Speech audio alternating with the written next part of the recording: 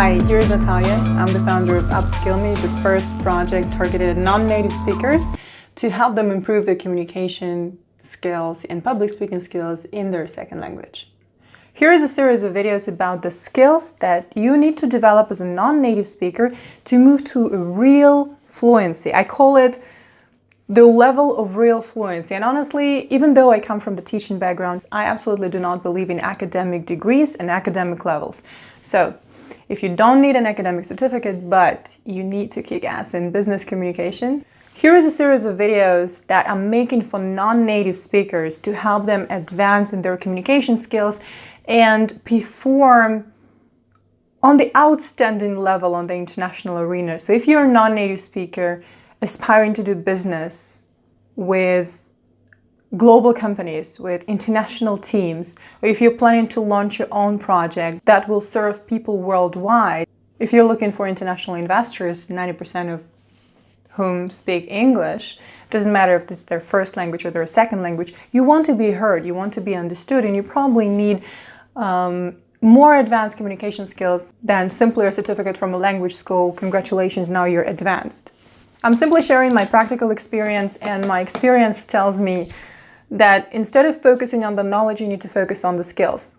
The first video that I published on the skills was about attention, that you gotta learn to be attentive. Today we're talking about the second skill, which is listening. What do I mean by listening? When I say listening, I don't mean listening to understand the main idea. I mean intensive listening, which means you hear every single word. If you have ever taken a language course, you have probably done a number of exercises aimed at developing your listening skills. And you probably have been given instructions that go like this. Listen to this piece in English or whatever language you're learning, and don't be upset. It's okay if you don't understand everything 100%. Just get the main idea of what a person is trying to say. That's incredible training, and that really releases the fear of missing out and not understanding what people are saying in a foreign language. However, most people get stuck at this level. When native speakers talk to them, they are at the level where they understand the main idea, just something that a person said in general, but they can't really hear every single word that the person said. When they listen to songs, I have so many clients who have and maybe you recognize yourself in this situation. You probably have a song that you have listened to for many, many years, and it's your favorite song. And every time you hear this song, you start moving and you want to dance. However, you still have no idea what the song is about. This is a story of so many non-native speakers. When they watch TV shows or movies, they also are frustrated because they cannot really understand everything as much as they would like to understand. And honestly, the difference is tremendous. I remember myself 10, 8, 6 years ago, I could only hear maybe a third of what native speakers were saying. I could understand maybe a third of what was in the movies.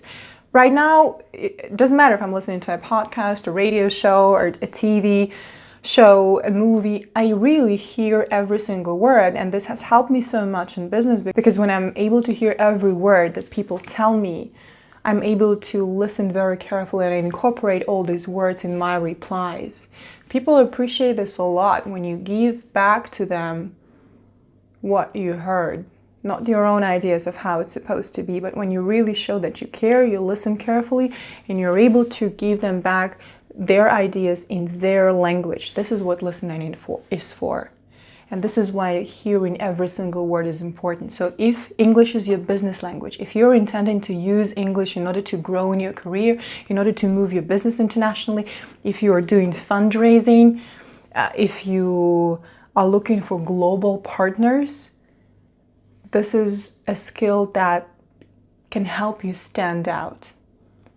Seriously. And this is a skill that helps you understand people so much better. So how do you get to hear every single word, and how do you train hearing every single word? I personally have a lot of exercises that I'm using myself and that have helped me. And to be honest, for a long time, I thought that everybody's doing the same. I thought that everybody thinks like me and that this is even not worth talking about. But now I realize it is, and this is why I'm sharing with you. It's not even my system of learning a language. And it's not even learning a language, it's advancing, it's moving on to the next level continuously without stopping, because sky is the limit.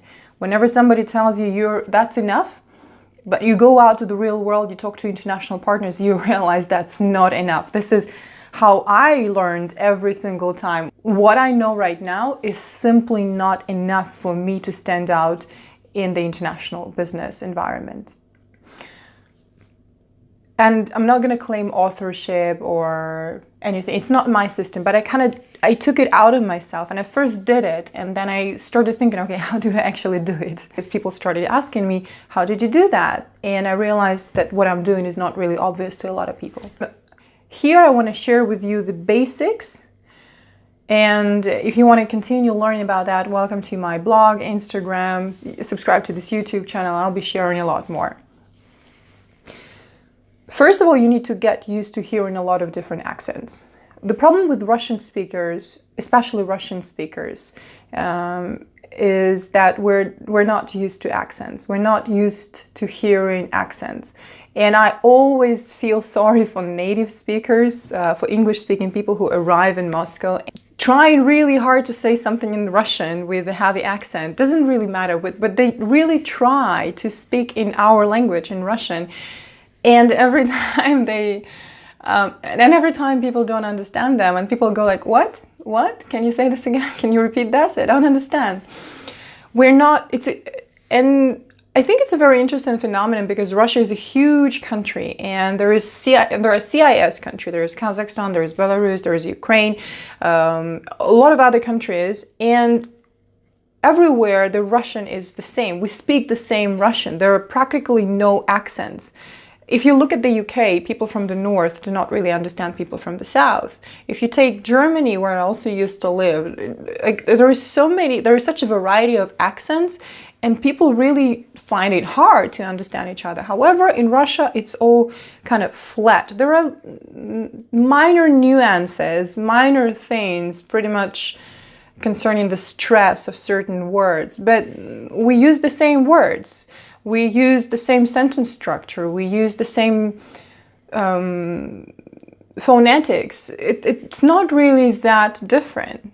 And I think this is just my hypothesis, I think that is why Russian speakers struggle so much when the accent suddenly changes. So when you finally learn to understand British people and then Australians come join the board, or when all your senior management has been from Germany for a long time, and this is their second language as well, and then somebody from Scotland arrives and starts giving you instructions and wants a report from you.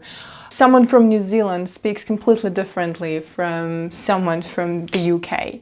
So this creates a lot of frustration. So if you are a non-native speaker, and if you find yourself struggling recognizing different accents, this is the number one thing you want to focus on. Start listening to many different accents, because you want to develop the skill of easily switching between all of them and easily recognizing them all.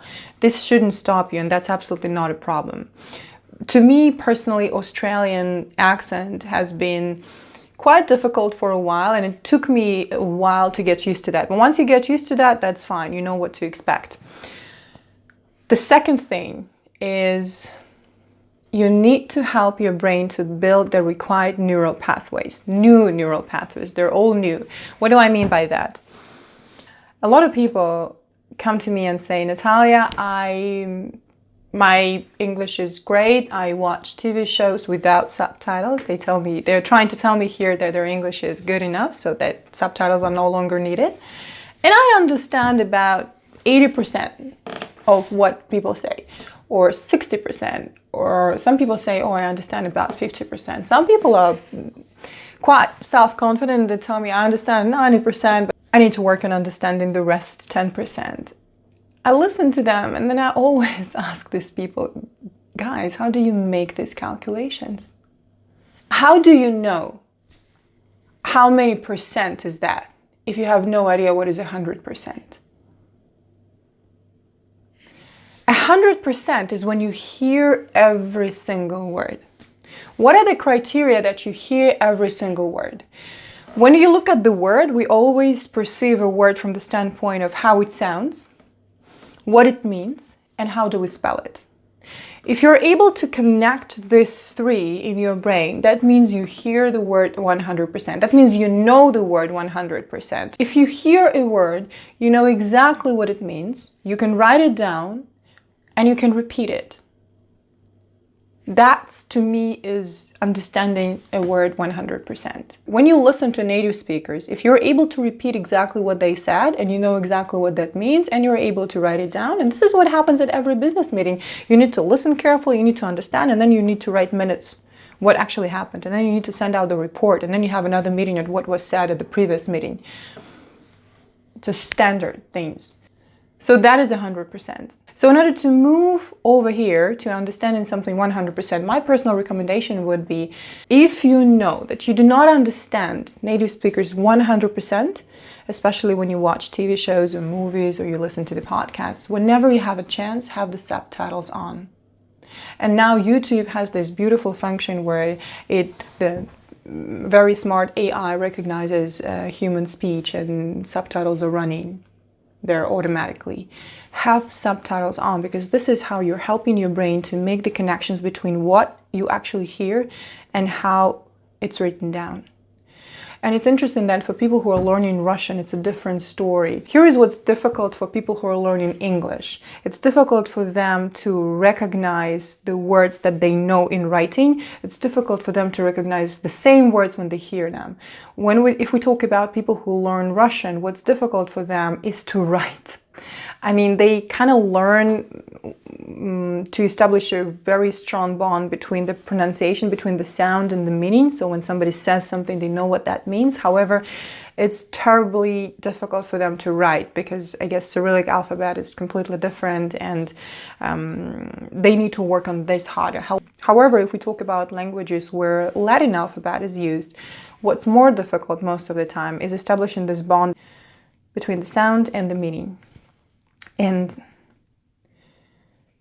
sometimes you don't hear a word because you simply don't know this word. And that's the easiest scenario because you simply can look it up. But you cannot look it up if you don't know how to spell it. This is why I have the subtitles on. And test yourself. Do you not hear this because you don't know the word? Or maybe you don't hear it because you know the word, but you don't hear it. It's another story, and that's a very common situation. I know the word, and when I read my emails, I know all the words in these emails. But when I hear somebody read this email out loud, I'm lost. Every time I do this exercise with my clients, when we play a video and they tell me, I have no idea what they just said. And then I show them the script of the same video and they read it and I say, yeah, I know every single word written over here. I can read the script and I can understand it, and there are no words over here in this passage that I don't know. The problem is not that they don't know enough words. The problem is that there are not enough neural connections, that the neural pathways between the sound and the meaning haven't been built yet, and you need to help yourself to establish these neural pathways. Because it is frustrating knowing that you know the words, but you can't hear them. And unfortunately, this is the reality of so many language learners who agree on this compromise that I'm gonna listen to somehow understand the main idea, but I'm gonna say no to hearing every single word. I don't think you need to compromise. And my job is simply to show that it's quite possible, it's simple. You just have to do very simple things consistently. That's all it takes. You need to teach your brain step by step that A, it's possible, B, it's simple. And everything that brings beautiful results, outstanding results, is surprisingly simple most of the time. So here is what I wanted to tell you today. Skill number 2 is listening, and hopefully by now you understand what I mean. It means hearing every single word that native speakers tell you, regardless of their accent. And understanding every accent, no problem. If you want to learn more about that, go to my Instagram. I do live videos regularly, and I'm planning to do them more regularly now. So you always have a chance to ask a question and watch my insights about improving your communication skills in a second language. And if you want to work on establishing these neural pathways and neural connections, I'm doing a business writing course for non-native speakers who want to write in such a way that native speakers quote them. I'm doing the course in December 2018, and I'm going to be working with a closed online group for 2 months where we will be learning to formulate our speech through writing. And a lot of interesting stuff is coming up. So see you in the next videos.